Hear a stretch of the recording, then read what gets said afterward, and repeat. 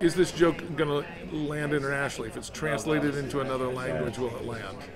If it's, even if it's not, if it's really short, we'll let it go. And we talked to the guys in maybe France who do the actual that do the translation and the songs. And we said, hey, what do you do with things that are obviously American culture reference, things? And they said, well, we know where the joke is. There's like a rhythm to your humor, so we know that this is obviously a joke line.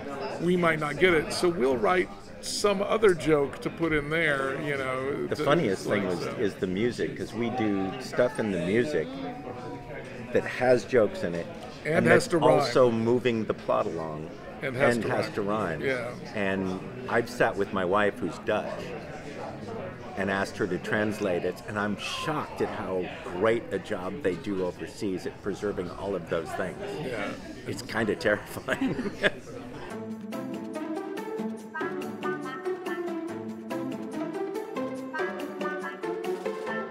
I was a perfect sibling as far. I don't know. You could ask my brother.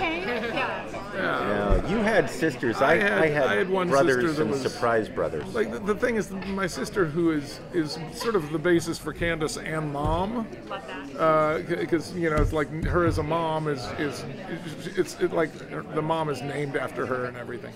But she would tell on me when she felt like it needed to be like. But we're also very close, and we tried to do that with Phineas and Ferb, where they are not, they don't consider her an enemy. And Candace would throw herself in front of a train for her brothers, but she's just she's not trying to hurt them. She's just trying to make sure that things are fair, because she feels like if I were to do this, I would get in trouble. So just for fairness, they should get in trouble. Very older siblings. Yes. And my little brother and I, the one I grew up with, are very different people. He's very yuppie. He's 110 feet tall. Yeah. Wow. He's an attorney, very successful, love him dearly, probably funnier than me, but I've always been an artist hippie. But I don't know of any brothers that are closer. Yes. But I also have two other brothers. One I didn't even know existed until I was in my 30s. So, surprise family.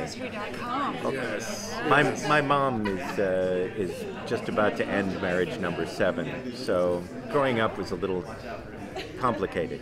Yes. Is that why you made them stepbrother? Yeah. It's one of the reasons that we felt it was really important to fight for a lot of those kind of things, to have a functioning stepfamily, to not ever, everybody was like, well, are we ever going to meet like Phineas's real mom? And it's like, no, that's not the story we're telling. The story we're telling is this is a blended family that functions and love each other and happy. The rest of it isn't what we're interested in, and why we fought to use the word divorce, which apparently had never been used on the channel before. It's like, these are things that I thought were really important. And their thing was like, well, what if a kid is in a family that's going through a divorce, and then Doofenshmirtz says divorce in there? It's like, how's that going to make them feel? It was like, well, normal. Seen. Yeah, included. Exactly. Real. Otherwise, you're saying that they're living in a situation so bad that it's unspeakable. Yeah. And that's half your audience. Yeah.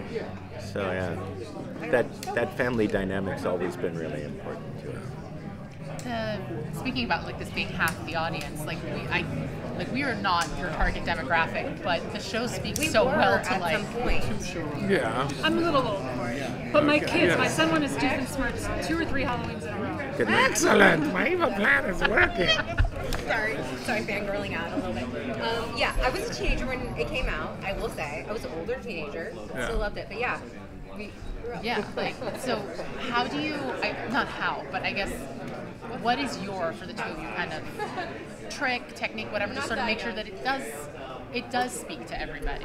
We've always made the show for us. Yeah. We just try to make each other laugh and do it without including the inappropriate stuff. But we felt, really early on, you had a conversation with somebody at Disney and you came and said, look, if we can make a show that's still cool and funny and edgy, without it being just filled with jerks and idiots, it's going to be harder, Yeah, but because the reward's going to be the amazing. easy place to go for a laugh is something mean or something shocking, and if we take those two things out of our repertoire, can we still make a funny show that feels edgy? Yeah. And somehow we were able to do it. And the other agreement we made is we were never going to cut anything because somebody said it was too smart for our audience. So my favorite example of that is we had Buford and Baljeet trading existentialist philosopher trading cards, and somebody said, I don't know if the kids will get that joke, and it's like, dude, the adults won't get that joke. There's 5 philosophy majors at a college that laugh, but that's okay. The worst that could happen is there might be a conversation, and somebody later will feel like, oh, I know what that is. It was something that I think we both bonded over, was growing up with Jay Ward and his cartoons like Rocky and Bullwinkle, and he was perfect at that. He would include stuff that was clearly over everybody's head, but I remember one day I was watching it and my grandmother laughed because they made a joke about the ruby yacht of Omar Khayyam. Grandmother laughed, and I turned around and was like, what are you laughing at? She went and got the book. And I went to school feeling like, I know why that was funny. You fools don't. And I wanted to preserve that. And so anytime we ever got a note saying, it's too intellectual, it's like, we're not going to. Yeah, we would occasionally get, is our audience even going to get that? And I was like, as long as your audience doesn't change the channel, we don't care, because we're playing to the adults in the room. And I guarantee you there's a joke for the kids coming in 5 seconds. So we just tried to fill it with as much humor as we could. And I guess the added advantage too, when the kids get older and remember, I guess, see that reference in real life context, but like on Phineas and Ferb, like it'll click for them later. Well, we watched Bugs Bunny and Walking Bull. We watched a bunch of things when we were kids, and then got different jokes when we were in our teens, and different jokes when we were in 20s, and different jokes when we were in your 30s. And that's what we hope Phineas and Ferb does. That, like all the kids that rewatched it during pandemic in their 20s, I think got more from it than they did when they watched it when they were 11. So, but it is weird now when we're out and about and we see how our audience has aged up. I remember, there's a couple of great things that have happened. The guy Jarrett Reddick, the band Bowling for Soup, who sang our theme song, now goes around the world and plays it. And he usually only has to do the first note before the audience sings along. But he cut a great montage of him in nightclubs, like all over England, Scotland, Wales. Ireland. So it's a giant room full of clearly drunk teenage and college students singing along to our theme song in a nightclub. It's brilliant. And I was getting my injection for COVID. And it's a huge room at this hospital with a bunch of interns. And the guy said, what do you do? And we got a little conversation. And I said, I created Phineas and Ferb. He was like, oh my God. And he stood up in the room and, this is one of the guys who created Phineas and Ferb. And the whole place went crazy with these doctors. And I'm like, how do you, oh yeah. That's all my audience. Yes. They have grown up. They're now interns, which is weird. Yeah.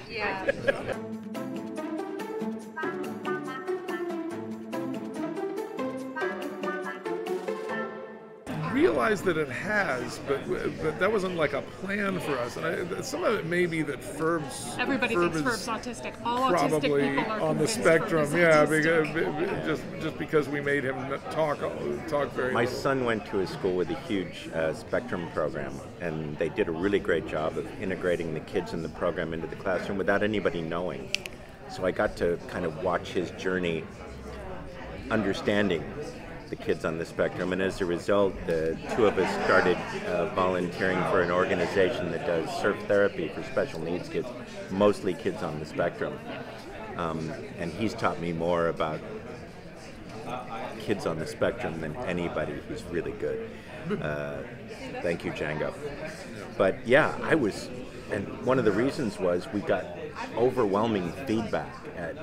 This one guy said, my son is nonverbal, and the first thing I've ever heard him do was sing Phineas and Ferb songs. That's how I do. That's I get it. I get it. Yeah. Like, It wasn't intentional, but it works that way. yeah. And I don't want to think about it too much because it's working. And the last thing I want to do is pick it apart and find out. Yeah. It's just let's just keep doing it because it's working, and that's a good thing. Yes. I think it's like two of the characters don't even speak really. You know, Ferb has one line per, and Perry goes. Perry just makes that noise, and they're like two of the main characters of the show. So I think that helps.